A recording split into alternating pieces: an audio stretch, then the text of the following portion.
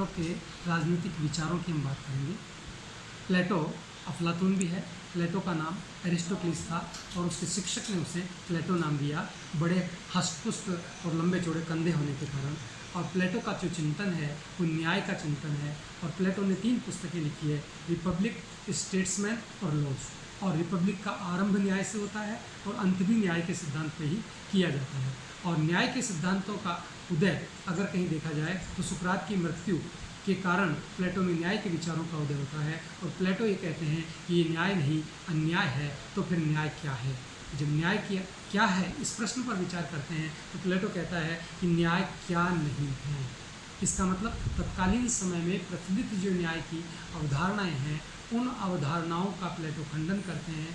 और खंडन करते हुए कहते हैं कि ये अवधारणाएं न्याय को परिपूर्ण नहीं करती, न्याय की कसौटी पर खरी नहीं उतरती, इसलिए ये न्याय नहीं है। पहली परंपरा है परंपरावादी, जिसके जो प्रवक्ता हैं सिफिलस हैं।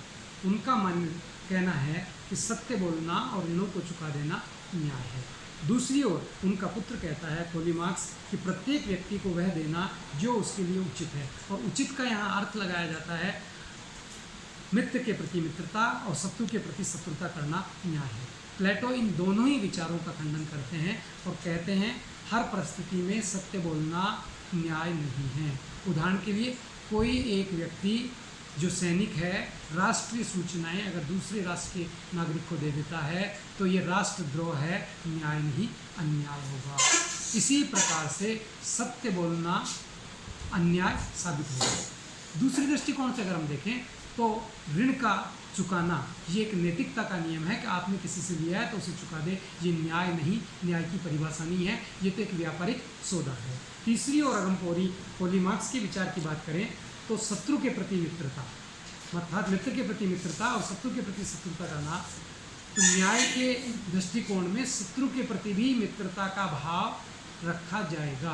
अर्थात न्याय में न शत्रुता है न मित्रता है, न्याय में सत्यता है, न्याय में निष्पक्षता है, न्याय में सदाचरण है, न्याय में ट्रुथ है। इसलिए ट्रुथ न्याय को परिभाषित करता है और ट्रुथ आत्मा की आवाज़ है, नैतिकता का गुण है और व्यक्ति के कर्तव्यों की पालना है। ये कहते हुए प्लेटो इस सिद्धांत का खंडन करते हैं और कहते हैं कि न्याय मित्रता और शत्रुता नहीं होता है। ऐसे शत्रु और मित्र का पता कैसे लगाया जाए कि कोई व्यक्ति ऊपर से मित्रता का व्यवहार करता हो और अंदर से वो ढोंग करता हो और अंदर से शत्रुता रखता हो? तो ऐसी स्थिति में मित्र के प्रति तो आप शत्रुता कर जाएंगे और शत्रु के प्रति मित्रता कर जाएंगे। इसलिए मित्र और शत्रु के प्रति दृष्टिकोण को ध्यान में रखकर न्याय नहीं किया जाता। न्याय के लिए न कोई मित्र होगा न कोई शत्रु होगा, न्याय के लिए तो फैक्ट्स होंगे और उन फैक्ट्स और तथ्यों के आधार पर आत्मा की आवाज़ पर सत्य का निर्णय किया जाता है।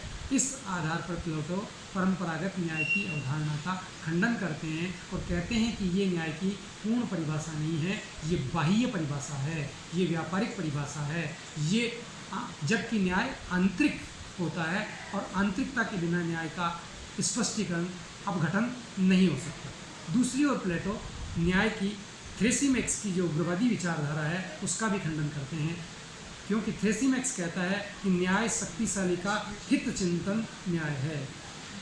प्लेटो कहता है शक्तिशाली का हित न्याय नहीं है, न्याय में तो चाहे शक्तिशाली हो चाहे कमजोर हो सबका हित निहित है, इंडिविजुअल हित नहीं है। न्याय केवल मात्र 2 व्यक्तियों के मध्य आदान प्रदान नहीं हो सकता। न्याय को परंपरागत दृष्टिकोण के समान ही उग्रवादी दृष्टिकोण का भी प्लेटो खंडन करते हैं और कहते हैं शासन का उद्देश्य जन कल्याण करना होता है, अपने हितों की पूर्ति करना नहीं होता। और ज्ञानी वही व्यक्ति होता है जो अपनी सीमाओं को जानता है और दूसरों से होड़ नहीं करता है, अपने स्वभाव के अनुसार कार्य करता है और स्वभाव के अनुसार कार्य करना ही न्याय है, अपने कर्तव्यों की पालना करना ही न्याय है। इसलिए अन्यायी न्यायी से श्रेष्ठ नहीं हो सकता, ज्ञानी नहीं हो सकता।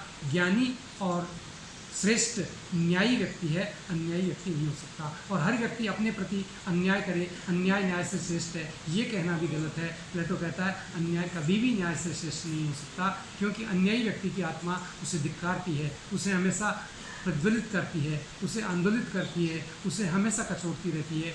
जबकि न्यायी व्यक्ति हमेशा प्रसन्न रहता है, सुखी रहता है, आनंदित रहता है और इसी में अपने कर्तव्यों की इतिश्री निष्ठापूर्वक करने में ही न्याय निहित है। धन्यवाद।